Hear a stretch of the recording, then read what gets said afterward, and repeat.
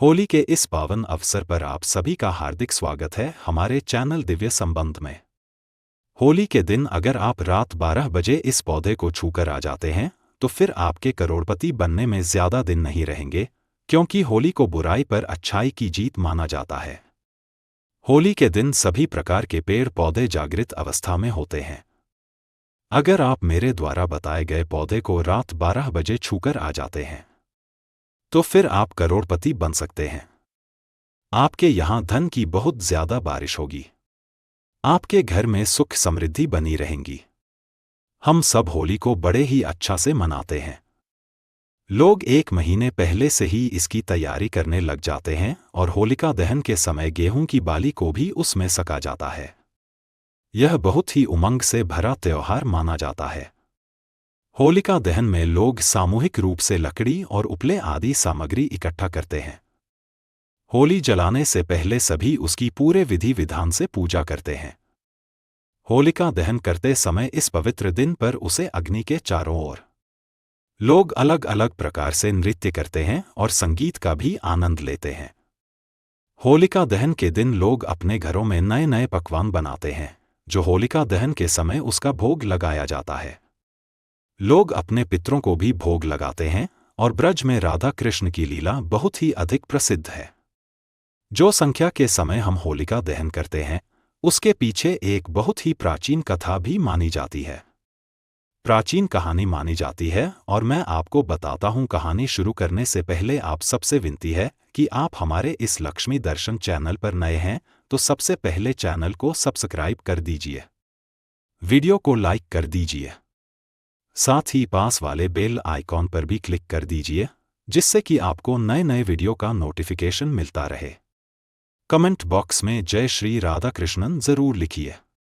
अब मैं आपको कथा बताता हूं कि इसके पीछे कौन सी कथा छुपी हुई है।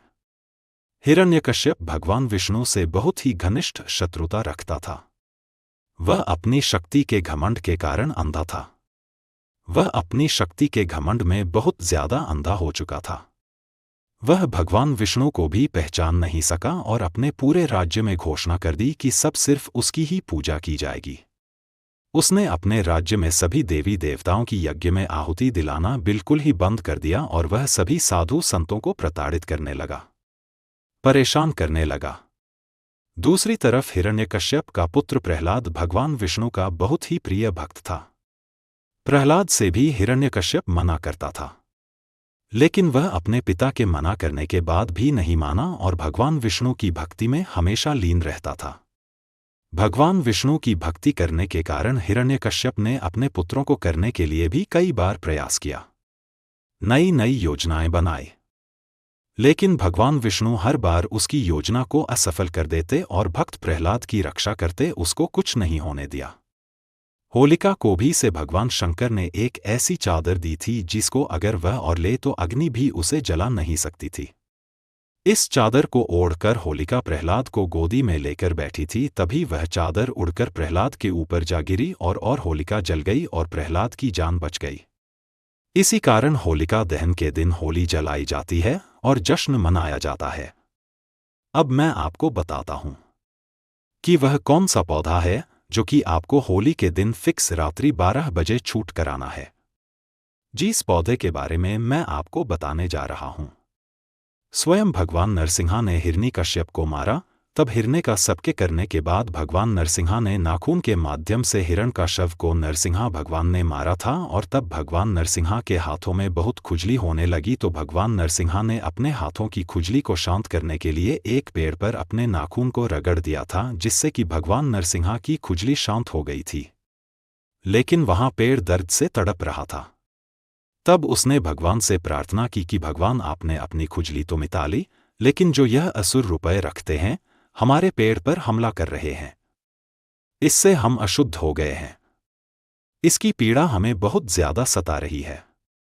आप ही हमें इस पीड़ा से मुक्ति दिलाएं, छुटकारा दिलाएं। तो भगवान ने उसे पेड़ की बात को सुनकर उसे वृक्ष को आशीर्वाद दिया कि जब भी होली आएगी तो होलिका के दिन और पूर्णिमा के दिन मैं तुम पर ही निवास करूंगा और होलिका के दिन जो भी होली जलाएगा और इस वृक्ष को छू लेगा, जिस पर भगवान नारायण माता लक्ष्मी के साथ होली के दिन निवास करते हैं, तो फिर उसकी जिंदगी बदलने से कोई नहीं रोक सकता है।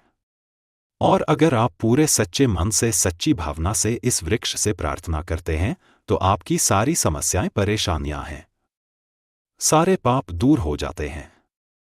अब मैं आपको इस वृक्ष को छूने के कुछ नियम बता देता हूं जिसका पालन करना बहुत जरूरी है, क्योंकि अगर आपने कुछ गलती कर दी तो इसका प्रभाव उल्टा हो सकता है। और अगर आप मेरे द्वारा बताए गए तरीके से इस वृक्ष को छूते हैं तो 100% आपको लाभ मिलेगा। आपको इस वृक्ष को छूने के लिए अपने घर से एक नारियल लेकर जाना है और 5 पत्ता से एक लाल कपड़ा लेकर जाना है। अब आपको उसे वृक्ष को नारियल भेंट कर देना है और 5 पत्ता से हैं वह एक पत्ते का दोना बनाकर या फिर गुलाब की पत्ती पर आप रख दीजिए। और आपकी अगर इच्छा है तो आप 5 अगरबत्ती भी जला सकते हैं। और हाथ जोड़कर आप पेड़ से प्रार्थना कीजिए कि आप हमारी जो दरिद्रता है उसे हमेशा के लिए दूर कर दीजिए। मैं आपके अंदर सहित प्रणाम करता हूं। हमारे सभी परेशानियां हमेशा के लिए खत्म हो जाएं। इस तरह से आपको वहां बैठकर अपनी समस्या कहानी है, अपनी मनोकामना कहानी है, ताकि आपकी जो भी मनोकामना है वह पूरी हो जाए। अब आपको एक लाल फल कपड़े में बांधकर वहां से लेकर आना है। लेकिन एक बात का विशेष ध्यान रखिए, जब भी आप इसके एक लाल फल को कपड़े में बांधकर लेकर आए तो आपके पीछे बिल्कुल भी मुड़कर नहीं देखना है, सीधे अपने घर चले आना है। एक बात का और ध्यान रखना है, आपको जब आप नारियल और पत्ता से पेड़ को भेंट करेंगे तो आपको वृक्ष को नहीं छूना है। आपको वहीं पर उनको रख देना है और हाथ जोड़कर पूरे सच्चे मन से प्रणाम करना है। फिर बाद में अनुमति लेकर आपको वृक्ष को छूना है। फिर लक्ष्मी माता और भगवान नरसिंहा से प्रार्थना करनी है कि मेरे अंदर जितनी भी नकारात्मक शक्ति है वह सब दूर हो जाए, सकारात्मक शक्ति का वास हो, मेरे सारे कष्ट दूर हो जाए, मेरे सभी पाप दूर हो जाए, हम मेरे जीवन में सुख शांति बनी रहे और गरीबी हमेशा के लिए दूर हो जाए। इस कारण कहते हैं कि जो भी होली के दिन इस वृक्ष को छूता है उसके सारे पाप, सारी समस्याएं यह पेड़ अपनी ओर खींच लेता है और व्यक्ति की सारी समस्याएं दूर हो जाती हैं। अब मैं आपको इसका नाम बताता हूं, लेकिन नाम बताने से पहले एक बार फिर से विनती है कि अगर आप हमारे इस लक्ष्मी दर्शन चैनल पर नए हैं तो सबसे पहले चैनल को सब्सक्राइब कर दीजिए, वीडियो को लाइक कर दीजिए, साथ ही पास वाले बेल आइकॉन पर भी क्लिक कर दीजिए जिससे कि आपको हमारे नए नए वीडियो का नोटिफिकेशन मिलता रहे। अगर आप सच में लक्ष्मी माता की कृपा प्राप्त करना चाहते हैं तो कमेंट बॉक्स में जय मान लक्ष्मी जरूर लिखिए। अब आप उसका नाम ध्यान से सुनिए। उसे वृक्ष का नाम है गूलर वृक्ष। आप सब जानते ही होंगे कि गूलर वृक्ष कैसा होता है, जिसे भगवान नारायण वरदान दिया था, आशीर्वाद दिया था। तभी से यह मानता है कि होली के दिन अगर गूलर के वृक्ष को छुआ जाए और उसे हाथ जोड़कर सच्चे मन से प्रार्थना की जाए तो आपकी सारी समस्याएं दूर हो जाएंगी और आपकी सारी जो भी नकारात्मक शक्तियां हैं वह भी खत्म हो जाएगी। आपकी सभी पाप खत्म हो जाएंगे। आपकी जिंदगी पूरी तरह से बदल जाएगी। आपकी किस्मत में चांद लग जाएंगे। अगर आपसे अनजाने में कोई पाप हो भी गया है तो वह पाप भी नष्ट हो जाएगा। अब हम बात करते हैं उसे फल की जो आपको लाल कपड़े में बांधकर लाना है। अब मैं आपको बताता हूं कि वह फल आपको कितने बजे लाना है। आपको वह रात्रि 12 बजे ही लेकर आना है और आपको किसी को भी बिना बताए अपने घर की तिजोरी में या फिर आप जहां भी पैसा रखते हैं वहां पर रख देना है। आप देखेंगे कि आपकी तिजोरी पैसों से हमेशा भारी रहेंगी, कभी भी खाली नहीं होगी। आप दोनों दिन बहुत ज्यादा तरक्की करने लगेंगे। आपके पास हर जगह से पैसा आने लगेगा। आपका अटका हुआ पैसा भी आपको मिल जाएगा। ऐसा मन कर चलिए। हर तरफ से आपके ऊपर धन की बारिश होगी। लेकिन यह उपाय आप जब भी करें आपको किसी को बताना नहीं है।